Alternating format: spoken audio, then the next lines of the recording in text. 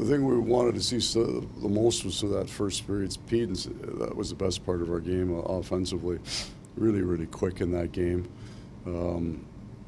So being ready to go. A whole bunch of guys flew back. It's a long flight for them. Those guys were fine. The guys that had stayed here in practice looked sharp. Evan Rodrigues really good tonight. Pretty dynamic with that line. So it was good.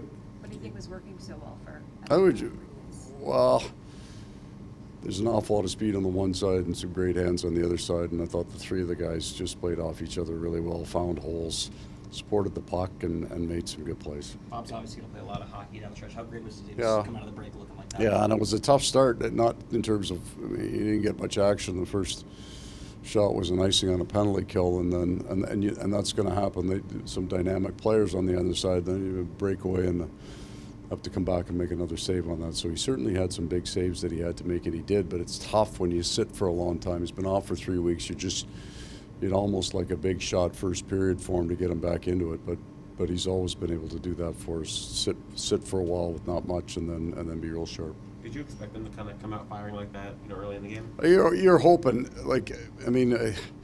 I thought that they would have the advantage on us in the first period, 3 weeks off, and then you play. I think in that, it's the only back-to-back when you either start a season or if you get any kind of break that you might have an advantage. So we were real quick with that, and then I think both teams, as the game went on, there just wasn't as much easy to be had. Dick, this week, it seemed like your team had a pretty good focus, a pretty good handle on things. Did you feel that? Just watching your practice, it seemed like a different kind of mindset. We were good with the guys that were here. They got a lot of good rest, but then they pushed themselves hard, so we didn't ease into it once they got back on the ice. And then, I don't want to tell you, for at least 2 periods, we had 12 forwards. Right, we just went coming into the break. We just lost guys every single night, and we had 9 players out going into Tampa. So we're going to look better tonight. We just got more NHL players in our lineup. You talked about this a little bit, but just having that 25 game, okay, this is. I do feel mentally it's an easy thing to focus on.